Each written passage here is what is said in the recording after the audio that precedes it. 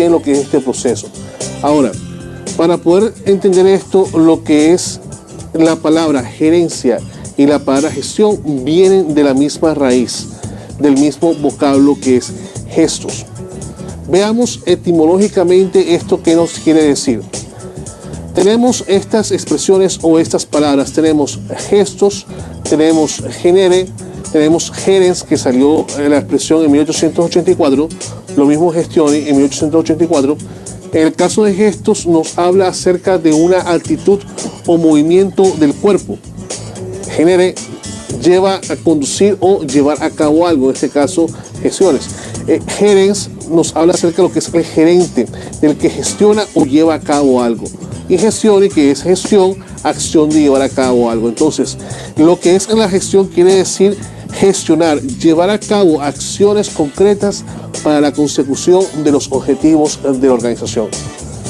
A manera introductoria, es bueno que tengamos esto claro para poder seguir adelante. Ahora, hablemos en sí lo que son las pymes. De acuerdo al marco institucional colombiano, se entiende por pyme aquella micro, incluyendo las famiopresas pequeñas y medianas, toda unidad de explotación económica realizada por una persona natural o por una persona jurídica en actividades empresariales, agropecuarias, industriales, comerciales o de servicio, ya sea en la zona rural o en la zona urbana, que responda a dos de las siguientes clasificaciones que vamos a ver. Esto quiere decir que tenemos lo que es la micro, la pequeña, la mediana y por ende, por proceso de eliminación, también podemos hablar de una gran empresa, pero esto se sale un poco del rango de las pymes o de las MIPYMES. Veamos sus características. En el caso de las medianas, pequeñas y micro, tenemos que la mediana posee una planta de personal entre 51 y 200 trabajadores, teniendo ya sea esta característica o activos totales por valor entre 5.001 a 30.000 salarios mínimos mensuales legales vigentes.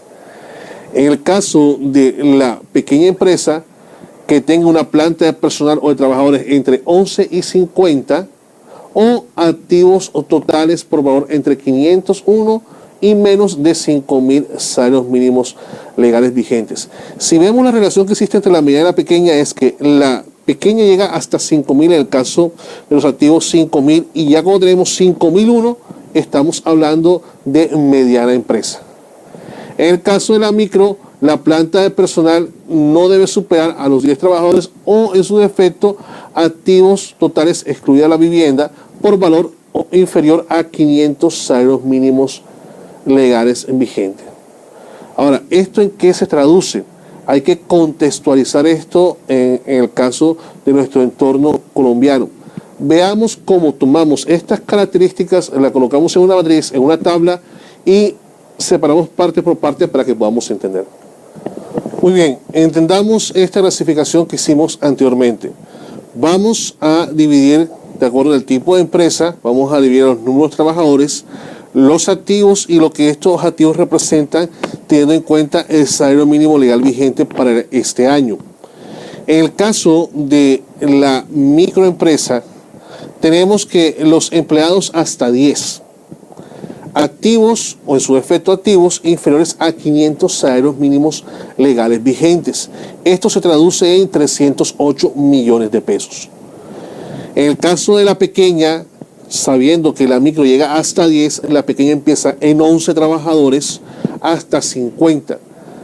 Teniendo en cuenta que sean trabajadores o activos entre 501, recuerden que la micro, como vemos aquí, era inferior o igual a 500, a partir de 501 hasta 5.000 salarios mínimos legales vigentes. O sea que sus activos se encuentren entre 308.616.000 y 3.080 millones de pesos. Llegamos a la mediana, que tenemos entre 51, porque recuerden, la pequeña llega hasta 50, entre 51 y 200 trabajadores, o unos activos entre 5.001 salarios mínimos legal vigente hasta 30.000 salarios mínimos legales vigentes. Quiere decir que su rango de activos en pesos está entre 3.080.616.000 y 18.480 millones de pesos. Y por defecto clasificamos la grande, que es la que pasa de 200 trabajadores, más de 30.001 salarios mínimos legales vigentes, lo que nos dice más de 18.480, 616.000 millones de pesos. Muy bien, hasta aquí llegamos con este tema. Acerca de la clasificación de las pymes, ya habíamos visto esta clasificación de una forma muy resumida, pero enfocándonos en cuanto a características de empleados, en cuanto a características de activos, de tamaño. Teníamos las FAMI empresas, teníamos la microempresa, la pequeña empresa y la mediana empresa. En esta ocasión vamos a ahondar en otras características que las separan de las otras, para así entender cómo funcionan cada uno y cómo poder identificar al momento de clasificar una pyme en nuestro contexto. Para empezar, podemos decir que las FAMI empresas se caracterizan por una forma de organización familiar en la cual el mercado es extendido casi únicamente hacia su núcleo familiar y amigos. Por lo tanto, no vamos a entrar en una clasificación más profunda de estas. Vamos a comenzar entonces mirando cuáles son las características que vamos a abordar en este análisis. Vamos a tener en cuenta el recurso humano, vamos a tener en cuenta los recursos financieros, la tecnología, los recursos materiales y la administración y gestión de cada una de ellas. Bajo estas 5 características vamos a identificar cada uno de los tipos de pymes que hay en nuestro contexto. Así que comencemos. Empecemos por las microempresas. Se consideran microempresas, como sabemos, aquellas unidades productivas como aquellas que no tienen un número de empleados mayor a 10. Las microempresas producen gran variedad de artículos, principalmente de consumo final, y atienden necesidades específicas de pequeños sectores de la población. Ahora, analicemos la microempresa desde el punto de vista de estas 5 características. Empecemos en relación con el recurso humano. Como hemos dicho antes, la microempresa ocupa hasta 10 empleados. La mayor parte de la mano de obra proviene de la familia de los propietarios. En cuanto a la remuneración, lo que se ofrece es relativamente bajo. En algunas ocasiones no se remunera directamente y las prestaciones sociales son bajas o no existen. En este caso, empezamos con las empresas micro, donde, como decimos, los empleados son hasta 10, la mano de obra proviene de la familia, donde apenas se ha pasado de esa familia empresa a una micro, y la remuneración es básicamente estructurada quizás de acuerdo a cómo está el orden jerárquico dentro de la familia. En este caso hablamos de una micro que viene de una familia empresa. Si es una micro que se formó, digamos, por la unión de amistades, pues igual la remuneración será relativamente baja, y una vez más resaltamos que no existe ningún tipo de prestación social. En cuanto a los recursos financieros, la inversión de capital es baja. Las utilidades generadas por este tipo de empresas son dedicadas a satisfacer las necesidades de subsistencia. Por otra parte, sus propietarios, sin que exista mayor posibilidad de reinversión para la expansión de la misma. Quiere decir que los propietarios de las microempresas, en cuanto a recursos financieros, cualquier utilidad se reinvierte en la misma, básicamente para que ésta siga existiendo. La utilidad que tienen los propietarios inmediatamente la invierten en el negocio para mantenerlo a flote. En el caso de los recursos materiales y los productos, la utilización de maquinaria es mínima y generalmente obsoleta en este sentido. Las instalaciones físicas son reducidas y generalmente la producción se lleva a cabo en la vivienda de los propietarios. para minimizar los costos, obviamente. Y la mayor parte de sus productos son bienes de consumo final. Y en este caso cabe resaltar que estos bienes de consumo final tienden a ser sobrepedidos, ya que no hay una producción muy grande y solamente se atienden a los clientes habituales que están acostumbrados a X cantidad de productos que nosotros ofrecemos. En cuanto a lo que es la relación, la tecnología empleada es esencialmente artesanal, debido a la utilización intensiva de la mano de obra y al empleo de herramientas y equipos sencillos. ¿Qué quiere decir esto? El uso de la tecnología es muy limitado en las microempresas, ya que sale inicialmente más económico una inversión en mano de obra que una inversión en equipos y tecnología. El conocimiento de un proceso de producción elemental es básico para la creación de este tipo de empresas. Y el consumo de energía es bastante bajo debido a que no hay un gran uso de maquinarias, pero sí de mano de obra. Por lo tanto, en este sentido, el consumo de la energía necesaria para máquinas es mínimo. Continuamos con la relación entre la administración y la forma organizativa, que es el último punto o la última característica dentro del análisis de la microempresa. Su estructura organizativa es informal. Él o los propietarios controlan personal y directamente las funciones básicas, producción, ventas y finanzas. Esto quiere decir que una sola persona puede llevar a cabo muchas funciones debido a que la empresa está en etapa micro. Por lo tanto, no es de extrañar que una sola persona haga 2 y hasta 3 funciones con el propósito de no pagar varios salarios, de ahorrar costos y tratar de mantener la empresa con las utilidades que se generan y que se reinvierten en la misma. Es muy extraño que se lleven registros o estadísticas y en muy pocas de este tipo de empresas como las micro se lleva un registro contable. Muy bien, estas son las características de la microempresa. Veamos ahora cómo analizamos a la pequeña empresa. A este grupo corresponde el mayor número de empresas industriales existentes en nuestro país y su actividad económica está concentrada en la producción de bienes y servicios tradicionales. Por su elevado número, que es una característica en cuanto a la comparación con la micro, y por el tipo de bienes que produce, se encuentran enfrentadas en una competencia intensa, debido a que hay más pequeñas empresas que micro y no tienen ninguna influencia sobre la fijación de precios en el mercado. Debido a esto, en los últimos años se ha buscado el desarrollo de la pequeña empresa, principalmente por su capacidad de generar empleo a corto plazo, ya que la creación de un nuevo puesto de trabajo exige menores costos. Debido a esto, hablemos de la característica de los recursos humanos.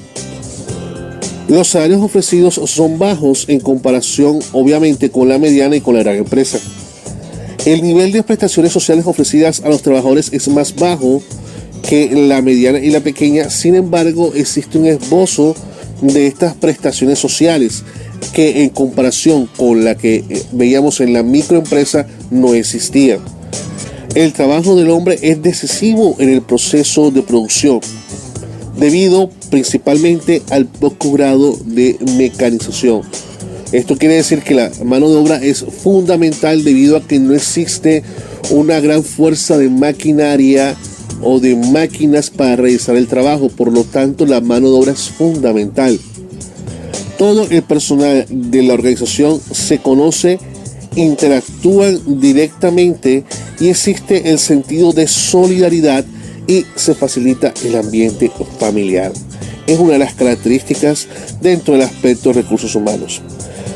Con relación a los recursos financieros, la inversión de capital es baja, pero obviamente es mayor que la micro. La capacidad de acumulación de capital para la expansión de las actividades de la empresa es limitada. Los créditos conseguidos son utilizados esencialmente para la financiación de capital de trabajo y se dedica una mínima parte para la renovación de maquinaria y equipo. En cuanto a la relación con los recursos materiales, generalmente su maquinaria tiende a ser obsoleta o se encuentra un poco atrasada de acuerdo a las tendencias tecnológicas del momento y requiere bastante mano de obra. Sus instalaciones no son muy amplias y en ocasiones no se dispone del espacio físico necesario para su fin. La mayor parte de sus productos son bienes de consumo final y corresponden a manufacturas tradicionales. Continuamos con la tecnología. Su nivel tecnológico es sencillo y a veces un poco rudimentario. El consumo de energía es poco intensivo debido a que no hay un gran uso de maquinarias o tecnologías. No existe de igual forma diversificación tecnológica en los procesos productivos y administrativos. Por falta de recursos, tanto financieros como humanos, se dificulta la investigación y el mejoramiento de las técnicas actuales para la generación de una tecnología propia. Esto quiere decir que no podemos hablar de un departamento de I+D de investigación o desarrollo o de un fondo o de una partida destinada con este propósito debido a que no existe una gran amplitud en los recursos financieros. El conocimiento del proceso de producción generalmente es básico para la creación de este tipo de empresas. Y continuamos con la característica de la administración. Su estructura organizativa es elemental y se le da especial relevancia al área de producción. Se presenta una gran centralización administrativa, ya que se concentran en el propietario los procesos de dirección, planeación, control y toma de decisiones. Además, no utiliza los servicios de organismos asesores de ningún tipo. Sin embargo, mientras que en la microempresa la estructura en la informal ya comienza a formalizarse, aunque recae en una persona los principales procesos administrativos dentro de la organización. Muy bien, esto es lo referente a la pequeña empresa. Veamos las características de la mediana empresa. Este tipo de empresas está integrada por aquellas cuyas características son una combinación entre la pequeña y la gran empresa. Ocupa el segundo lugar en el número de empresas industriales en nuestro contexto. Su actividad económica está dirigida a la producción de bienes de consumo final, tales como textiles, plásticos y de algunos bienes de capital, tales como maquinarias, electrodomésticos y equipo profesional. Analicemos sus características. Con relación a su recurso humano, está ubicada dentro de la mediana empresa porque ocupa, sabemos, el número de personas que puede estar entre 50 y 51 hasta 199 o 200. Ocupa igualmente tanta mano de obra sin calificar como altamente calificada. Esto quiere decir que no discrimina al momento de la contratación. Lo importante es que tiene que mantenerse y va creciendo y hace uso tanto de la mano de obra calificada como aquella que no está en ese mismo nivel. El personal ocupado recibe una remuneración superior, obviamente, a la de la pequeña empresa, pero inferior a la de la gran empresa. Las prestaciones sociales representan algo mayor al 30% del sueldo que se le asigna a los empleados. Este porcentaje puede variar, puede ser del 30, algunos dicen del 33, otros del 41, otros del 76. Todo depende de la parte legal y de la parte extralegal que se maneje dentro de esta empresa. Con relación a los recursos financieros, la inversión de capital por la empresa es más alta que en este caso la pequeña empresa. La productividad del capital es superior a la pequeña empresa y obviamente a la micro. Presenta una mayor capacidad de acumulación de capital, por lo tanto es factible que pueda utilizar no solamente para reinvertirlo en el negocio, sino para ampliar. La mayor parte de los créditos son destinados a la financiación del capital de trabajo y se destina un bajo porcentaje a la obtención de nuevas tecnologías. Aquí, a diferencia de la pequeña y de la micro, ya empezamos a ver que de los recursos financieros se empiezan a obtener una partida o un rubro para la obtención de maquinarias o nueva tecnología, a pesar de que es algo pequeño, pero ya el negocio comienza a dar para que esto pueda realizarse. En cuanto a los recursos materiales, cuenta con instalaciones relativamente más amplias y adecuadas a sus necesidades.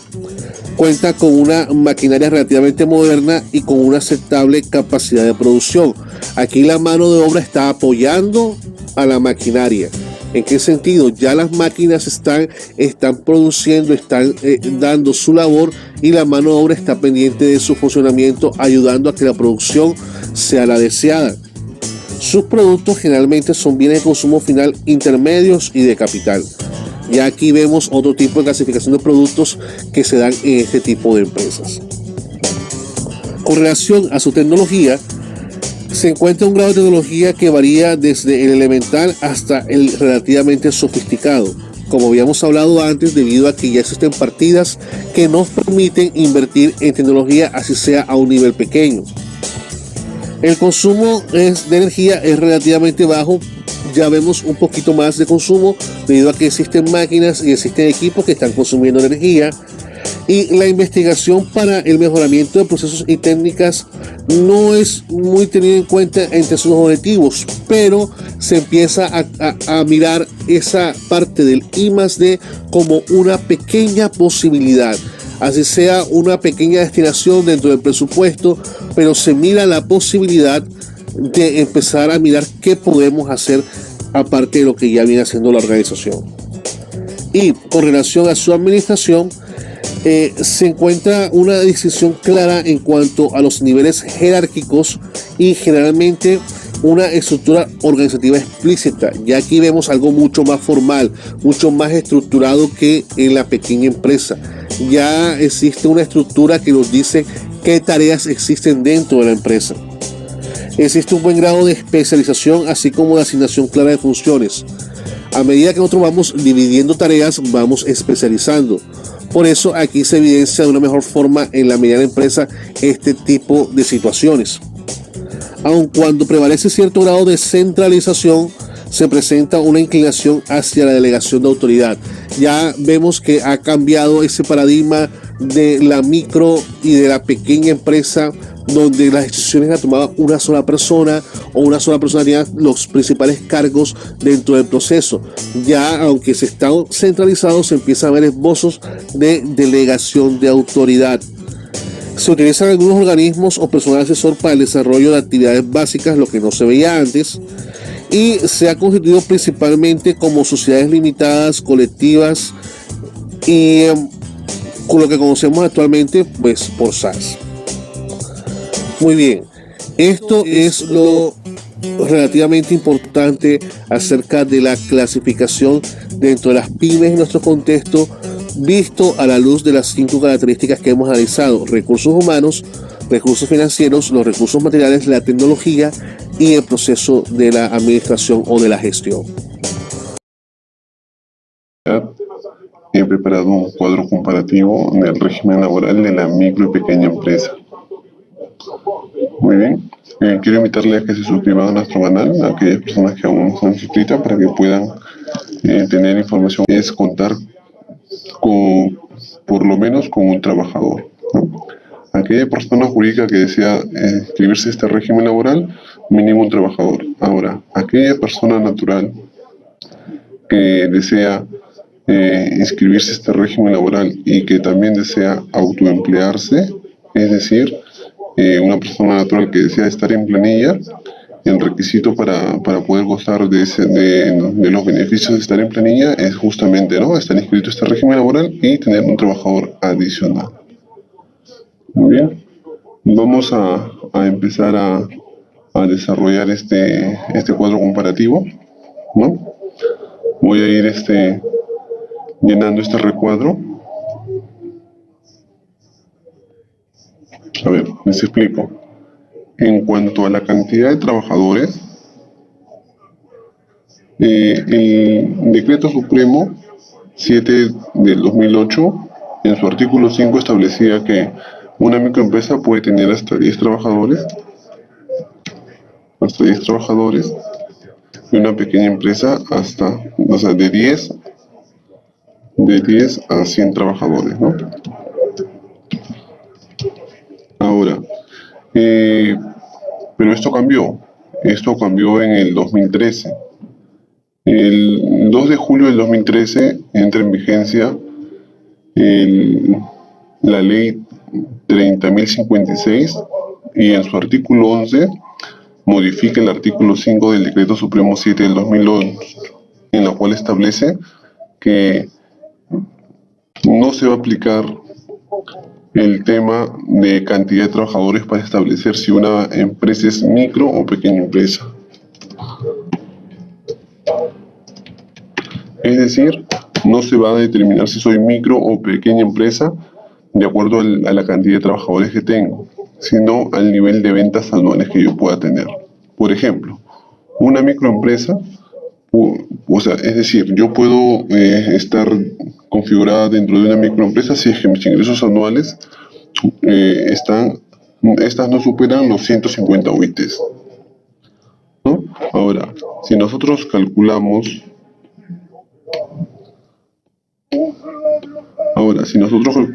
150 UITs por 4.050 para este año 2017, serían 607.500 soles. Ahora, ¿cuándo es que se determina que soy una pequeña empresa? Una pequeña empresa se va a determinar en base también a los ingresos. En este caso van a ser hasta 1.700 UITs.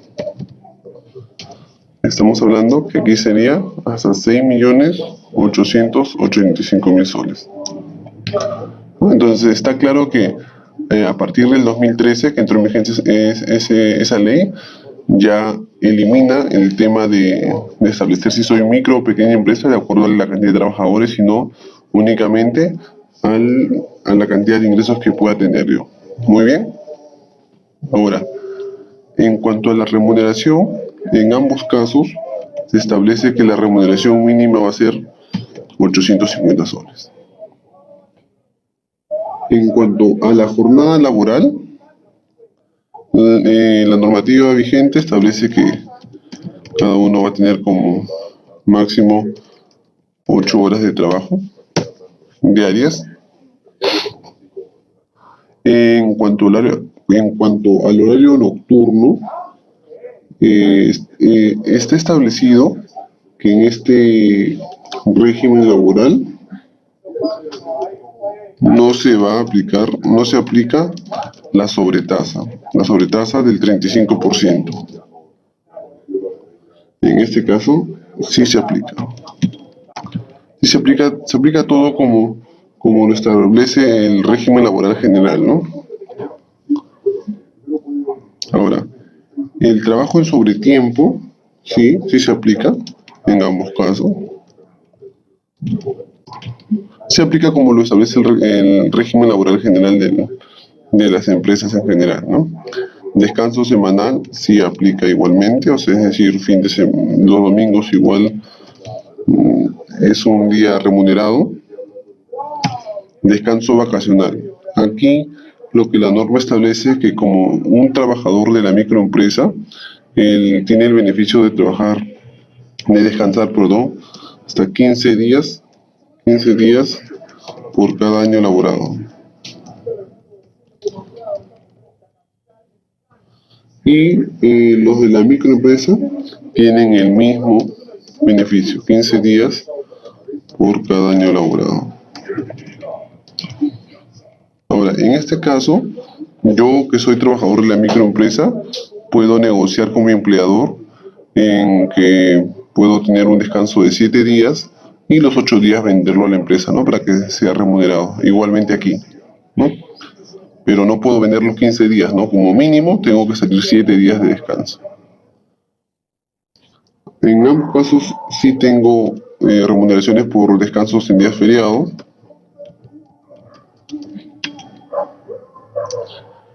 En cuanto a la indemnización por despido arbitrario, si en caso ocurriera, ¿no?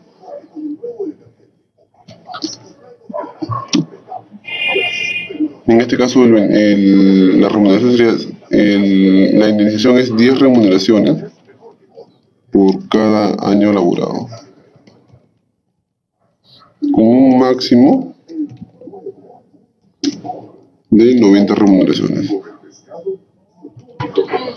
Pero acá es 10 remuneraciones diarias por cada año laborado. Es decir, vamos a suponer que yo trabajé, no sé, se me ocurre, 2 años y mi sueldo diario es 50 soles, o sea, trabajé 2 años y me despiden injustificadamente. Entonces estamos hablando que ahí tendría en total 20 remuneraciones diarias, ¿no? 10, porque son 10 por cada año, trabajé 2 años, entonces 20 remuneraciones diarias por ese despido injustificado.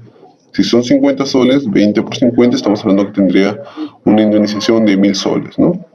En cambio aquí, los del régimen de la pequeña empresa, ellos tienen 20 remuneraciones diarias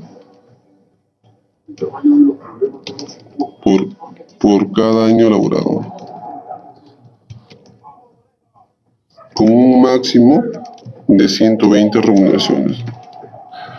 Es decir, en el mismo ejemplo, vamos a suponer que esta persona trabajó 2 años y le despidieron injustificadamente. Entonces, como la indemnización es 20 y que mi remuneración diaria sea 50 soles, 20 remuneraciones por cada año, trabajo 2 años, en total serían 40 remuneraciones, ¿no? 40 remuneraciones por 50 soles diarios, estamos hablando que esta persona tendría una indemnización de 2000 soles, si fuera el caso, ¿no? Un máximo de 120 remuneraciones. A ver, vamos a continuar llenando. El SSTR, en el caso de la microempresa, no aplica, o sea, no le corresponde, mejor dicho. En la pequeña empresa sí le corresponde. Esto de acuerdo a la ley 26790. Seguro de vida tampoco no le corresponde. En este caso, en la pequeña empresa sí le corresponde, de acuerdo al decreto legislativo 668.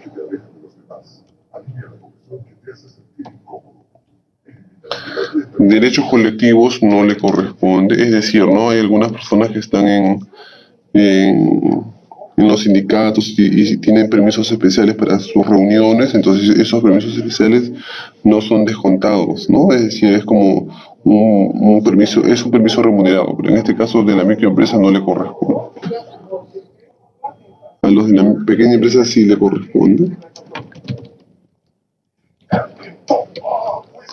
La participación de utilidades no le corresponde. ¿Por qué? Porque lo que la norma establece que es lo que establece el decreto legislativo 886. En este caso a la pequeña empresa sí le corresponde. El decreto legislativo 892, perdón. 892 es que para yo poder tener participación de utilidades es que lo mínimo de trabajadores tengo que tener 20, ¿no? Es poco probable que una microempresa tenga como mínimo 20 trabajadores, ¿no? En cambio, una pequeña empresa sí lo podría tener, pero recordemos que ya no se establece si soy micro o pequeña empresa de acuerdo a la cantidad de trabajadores. Una microempresa de repente podría tener 20 trabajadores, pero igual, de acuerdo a la normativa de la microempresa, no le corresponde participación de utilidades, ¿no? CTS no le corresponde. En este caso, sí le corresponde. La CTS que le corresponde es de 15 remuneraciones diarias, con un máximo de 90 remuneraciones. Ya, entonces, estas 15 remuneraciones diarias se le va a hacer tanto en mayo como en noviembre, ¿no? Por ejemplo, vamos a suponer que su remuneración diaria sea, no sé, 100 soles, ¿no? 100 soles su remuneración diaria. Entonces estamos hablando 100 por 15 serían 1500, ¿verdad? Entonces, esta persona recibirá 1500 en mayo y 1500 en noviembre. Muy bien. Continuamos. Gratificación por fiestas patrias y Navidad. Aquí no le corresponde. En este caso, la pequeña empresa sí le corresponde. Aquí lo que corresponde es a media remuneración en cada fecha. Es decir, en fiestas patrias le corresponderá medio sueldo y en Navidad le corresponderá medio sueldo. En cuanto al sistema de salud, lo que la norma prevé es que las personas que están, los trabajadores que están inscritos en este régimen laboral de la microempresa estén afiliados al SIS, ¿no? Al Seguro Integral de Salud.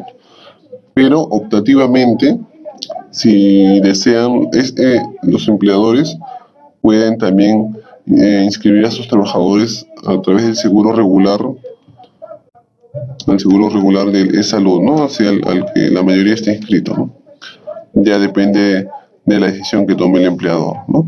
O puede hacer un pago individual por cada trabajador a través del seguro del SIS, o si desea puede también inscribirlo y pagar su 9% por el salud por cada trabajador. En este caso es obligatorio el salud para los de la pequeña empresa. En el tema del sistema de pensiones, ¿no? En la microempresa se establece que puede voluntariamente inscribirse a la ONP o a la AFP. Ahora, también existe un sistema de pensiones sociales en la cual establece que aquellas personas que sean menores a 40 años obligatoriamente tienen que aportar estas pensiones a través de cualquiera de estos dos sistemas. En cambio, aquel que es mayor a 40 años y que nunca estuvo inscrito ni en la ONP o en la AFP, puede optar por no tener sistema pensionario, ¿no? Esto lo pueden revisar con mayor detenimiento en los artículos 65 y 66 del Decreto Supremo 13 del 2013. Muy bien. En cambio, en la pequeña empresa es obligatorio, ya sea en la ONP o en la AFP. Depende del trabajador a qué sistema pensionario desee inscribirse. Muy bien, entonces, básicamente lo que podemos ver después de haber elaborado este cuadro comparativo es que este régimen laboral es un beneficio para el empleador, en la cual si opta por inscribirse a este sistema, puede tener